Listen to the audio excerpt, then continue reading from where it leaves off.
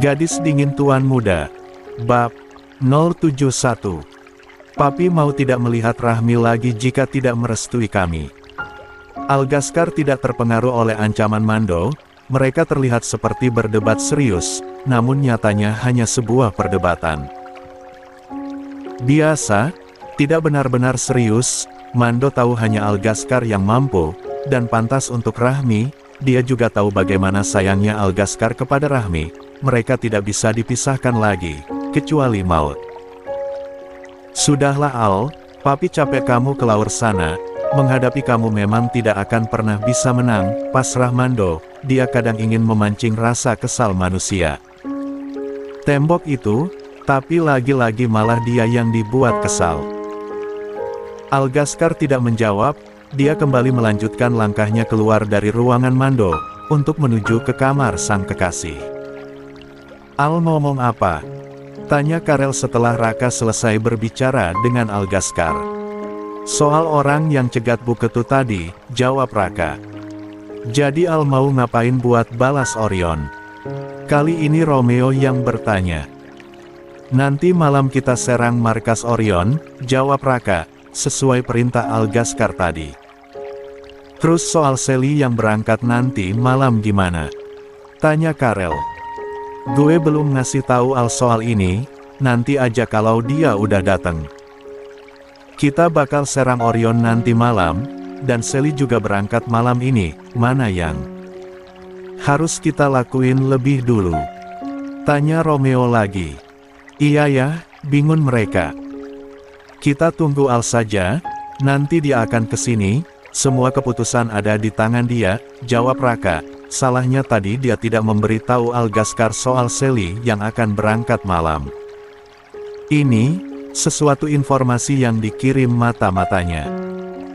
Bara mana sih, bukannya bentar doang, katanya cuma mau nganterin Kiara makanan, ujar Romeo.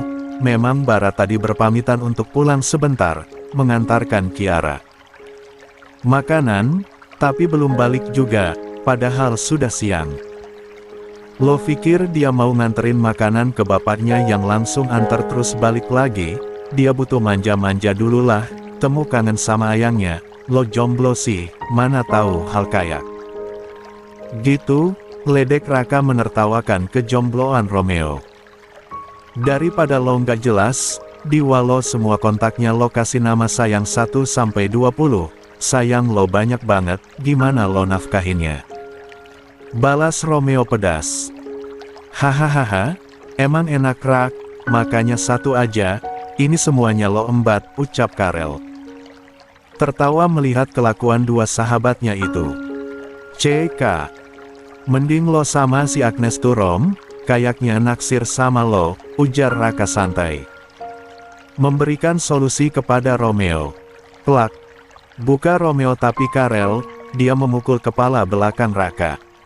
Aus, sakit anjir, napa lo geplak sih? Kesal Raka mengusap kepalanya. Lo ngapain tumbalik adek gue?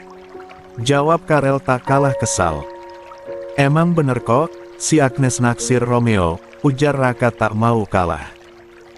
Tahu dari mana lo? Kali ini Karel bertanya sedikit santai, sesekali melihat Romeo yang sudah panas dingin di tempatnya. Lo nggak lihat? Kalau bukan lo, dia cuma nempel sama Romeo, jawab Raka. Belum tentu suka kan, bantah Romeo cepat. Kalau suka emang kenapa? Tanya Raka. Romeo menoleh ke arah Karel takut-takut, bukan salahnya dong, kalau memang Agnes menyukainya. Nanti gue tanyain ke Agnes, putus Karel. Dia juga tidak bisa menyalahkan Romeo, karena di sini Agnes yang suka. Sebenarnya tidak masalah, Romeo sahabatnya, tapi dia tidak mau kalau Agnes sampai sakit hati. Dia tahu Romeo sudah menyukai perempuan lain, walaupun cintanya bertepuk sebelah tangan, dan Romeo juga sudah tidak lagi peduli.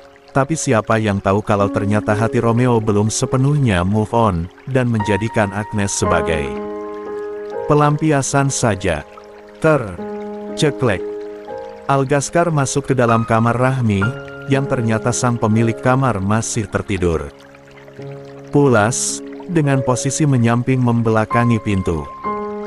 Algaskar dengan perlahan duduk di belakang Rahmi, dia dengan pelan menyingkap rambut Rahmi untuk melihat memar di tengkuk Rahmi, dia langsung emosi melihat luka Rahmi. Aku akan balas perbuatan mereka, tekad Algaskar menatap sendu sang kekasih yang tertidur pulas. Algaskar ikut berbaring di samping sanak kekasih, dia tidak tidur hanya ingin melihat wajah pulas sang kekasih. Aku sekuat tenaga menjaga kamu, memperlakukan kamu dengan sangat hati-hati, tapi mereka dengan berani melukai kamu, guman Algaskar tidak terima ada yang menyakiti sang kekasih. Kini inti Alistair sudah berkumpul di markas, tinggal menunggu Algaskar saja, semoga tidak seperti Bara. Tadi saat mereka menghubungi Bara, ternyata anak itu ketiduran bersama Kiara. Mereka sudah menduga kalau Bara tidak akan sebentar jika bertemu Kiara. Gini banget punya teman bucin, pada ngaret semua, bukannya mikirin teman, malah sibuk ngebucin, gerutu Romeo kesal. Seandainya itu Raka, sudah lama Romeo tebas. Entar kalau lo bucin, lo juga akan rasain, ujar Raka. Sorry gue nggak bucin, jawab Romeo lalu berlalu dari sana. Raka cuma bisa cengok melihat kelakuan Romeo. Tak sadar, Algaskar juga ikut tertidur di samping Rahmi, dan baru bangun saat menjelang sore. Al, bangun Al, udah sore, ujar Rahmi membangunkan Algaskar. Ngeg, Algaskar menggeliat dan perlahan membuka matanya, dia melihat sang kekasih sudah berdiri di hadapannya. Sayang, ucap Algaskar serak, menarik sang kekasih untuk duduk di sampingnya. Bangun Al, udah sore, ucap Rahmi mengusap rambut sang kekasih. Bentar lagi, jawab Algaskar, nanti malam dia akan begadang lagi, jadi dia ingin tidur lebih lama, apalagi tadi pagi dia cuma tidur sebentar gara-gara menghilangnya sang kekasih. Ya udah, aku turun dulu ya, lapar, pamit Rahmi beranjak dari duduknya. Guman Algaskar lalu kembali memejamkan matanya. Malam telah tiba, kini Algaskar sudah sampai di markas Alistair, semua teman-temannya sudah menunggu sedari tadi, bukan salah Algaskar sebenarnya karena dia tidak meminta mereka datang lebih awal. Baru datang bos. Sapa beberapa anggota Alistair melihat kedatangan Algaskar, sedangkan Algaskar menjawab dengan anggukan. Algaskar masuk dan melihat inti Alistair sudah duduk menunggunya. Woi Al, kita udah nunggu dari tadi, lo kemana aja sih? Protes Romeo.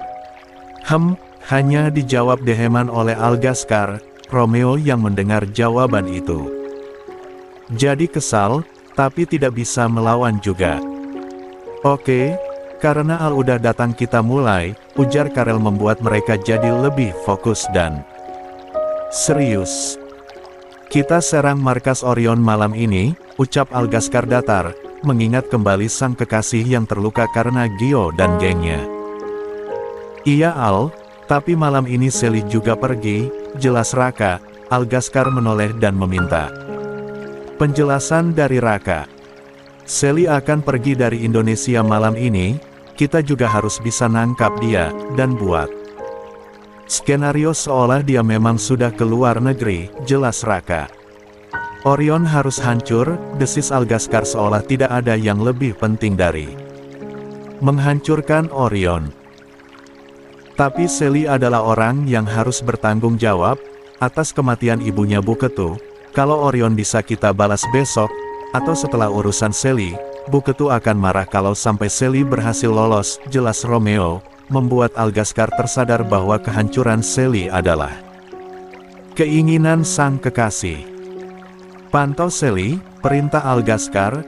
Raka yang mengerti langsung bergerak, dia tahu Algaskar berubah pikiran, takut juga ternyata kalau sang kekasih marah. Kata mata-mata yang gue kirim, dia akan berangkat malam ini, tapi dia nggak tahu jam pastinya, gue udah minta buat dia pantau terus, beberapa anak Alistair juga di sana buat pantau. Kita akan bergerak setelah dapat kabar, jelas Raka, semua sibuk dengan pikiran dan tugas masing-masing. Romeo cari tempat untuk menyekap Sally, bara instruksi anak-anak untuk bergerak. Raka yang akan pantau pergerakan Sally, perintah Algaskar yang diangguki yang lain. Kita butuh tempat yang sama saat Rahmi sekap Viko, tapi sepertinya Viko sudah tahu. Tempat itu, jelas Romeo memberitahu. Tapi kan Viko tidak akan tahu kalau mamanya kita culik, lagian tidak akan mudah untuk menemukan tempat itu, balas Karel. Menurut lo gimana Al?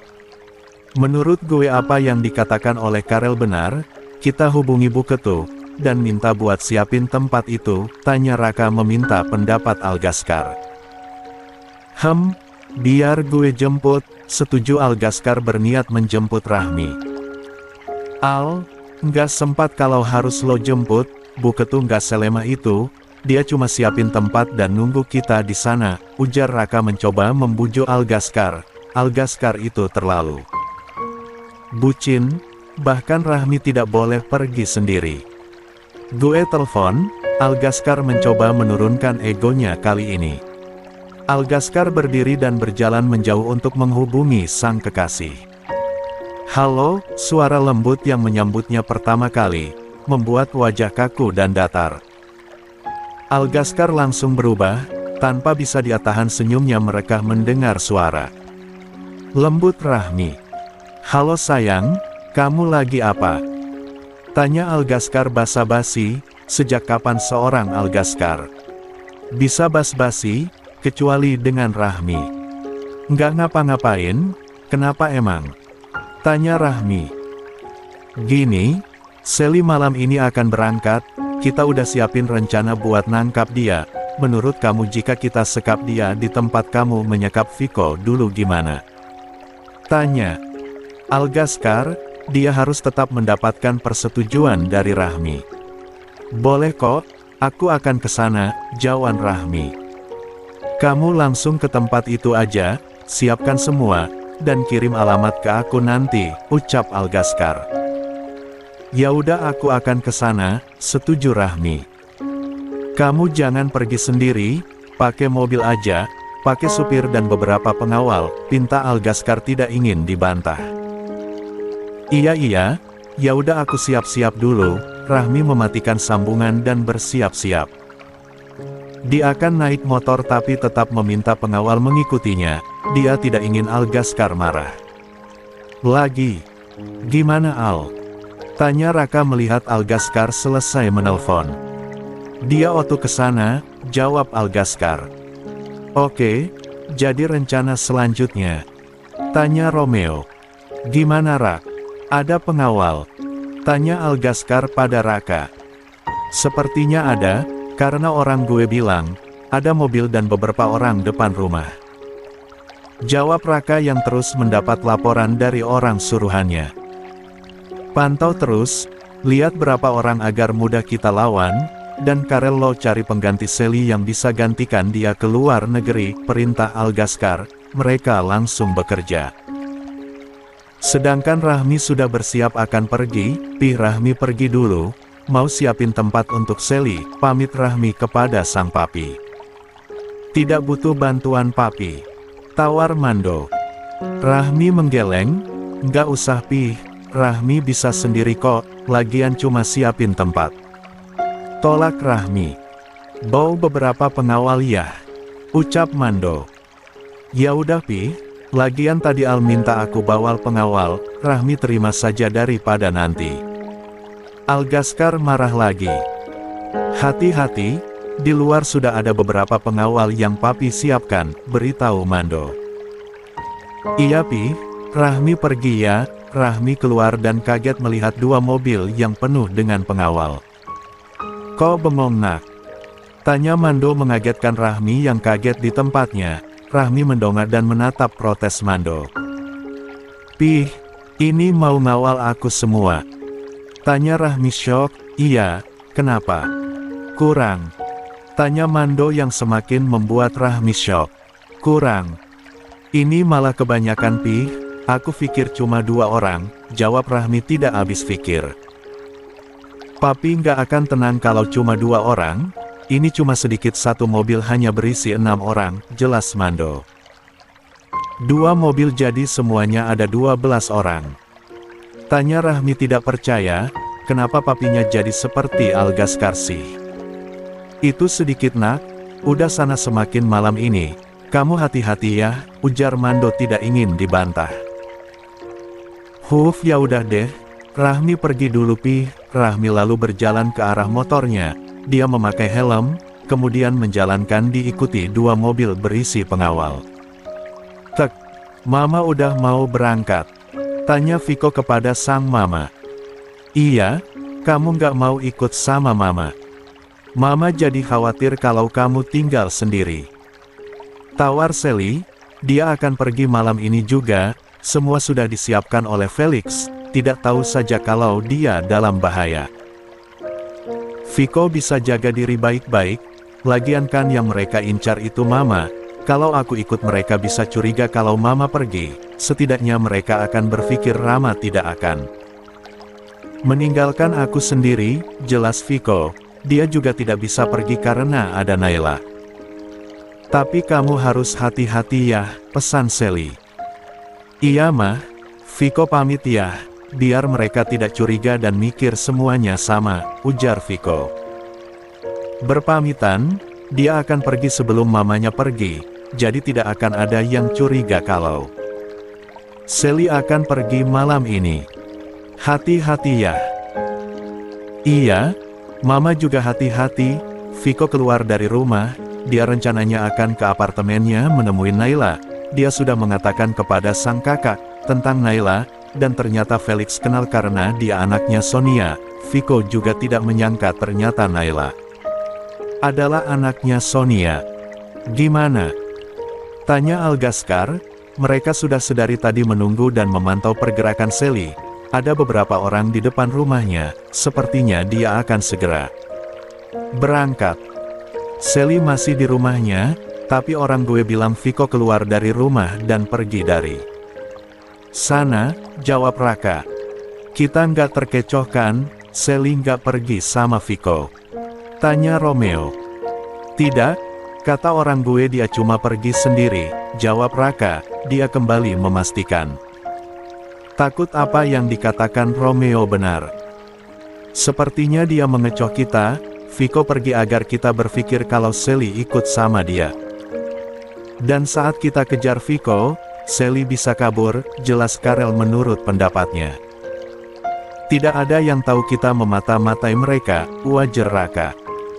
Itu hanya pengalihan, agar mereka terlihat natural dan tidak sedang melakukan rencana, jawab Bara. Semua menoleh dan mengangguk membenarkan. Iya menurut gue juga sepertinya gitu, ujar Raka. Fokus ke arah Sally saja, perintah Algaskar.